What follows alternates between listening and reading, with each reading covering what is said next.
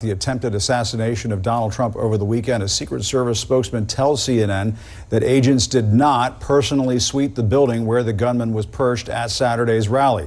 A source says one of two local counter snipers was supposed to be covering that very building. The Pennsylvania State Police says they were not responsible for that area. The head of the Secret Service, we should know, Kimberly Cheadle, announced this morning that the agency will fully participate in the independent review announced by President Biden. And a senior law enforcement official says the gunman, who was identified as 20-year-old Thomas Crooks, bought 50 rounds of ammo just before that rally. Meanwhile, new video highlights the moments leading up to the shooting. The crowd saw the shooter on the roof and appeared to be getting into position while the former president was talking about immigration to the crowd.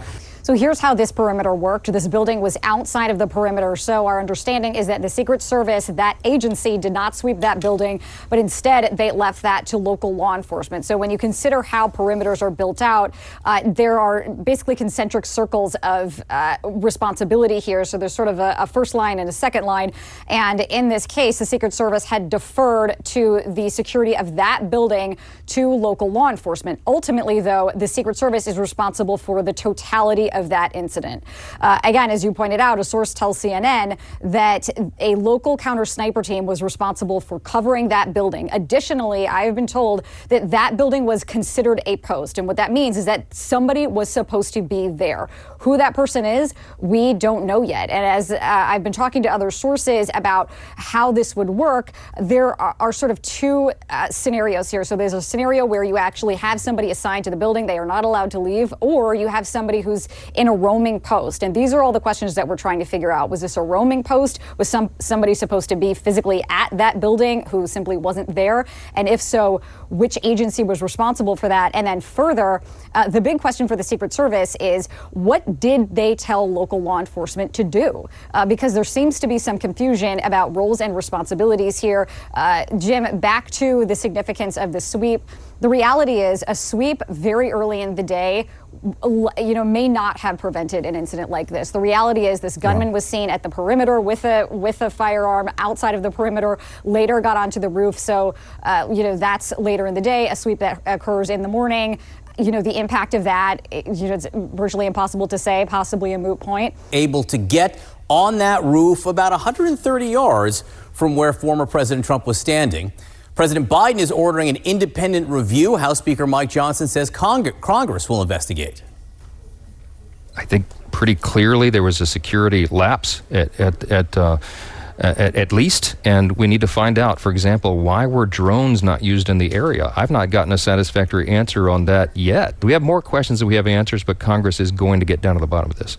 This morning, we just heard a little bit about the investigation. I think a lot of people are having questions about how a gunman could get up to the roof with a clear line of sight on the president. You oversee the Secret Service. What went wrong? What's being done about it? George, let me at the very outset echo President Biden's important words of yesterday evening. We are so very grateful that former President Trump is okay. Our hearts are with the Comprador family that lost a father and a husband, and we are praying for those injured for a full and speedy recovery. George, a direct line of sight like that to the former president should not occur. That is precisely why President Biden directed that an independent review of the incident occur. That will be done in close coordination with the FBI, which is conducting a separate criminal investigation, the importance of which cannot be overstated. We have to learn everything about the assailant, who, of course, the Secret Service so bravely and heroically neutralized. And we are going to really study the event independently and make recommendations to the Secret Service and to me, so that we can assure the safety and security of our protectees, which is one of our most vital missions in the Secret Service, the Department of Homeland Security, and across the government. What do you mean independently? It is very important that the facts be learned by an independent body outside of the Department of Homeland Security, so that the integrity of the investigative process and the conclusions reached and the recommendations made have the full confidence of the government and the American public. And we intend to be transparent with respect to the findings and recommendations of the independent review. You also received a letter from the chairman of the House Homeland Security Committee that suggests your department may have, quote, rebuffed multiple requests from President Trump's security detail to increase protective resources. How do you respond to that? That is unequivocally false assertion. We keep very close watch on a very dynamic threat environment. The president, the former president, are consistently under threat. We take every single threat seriously.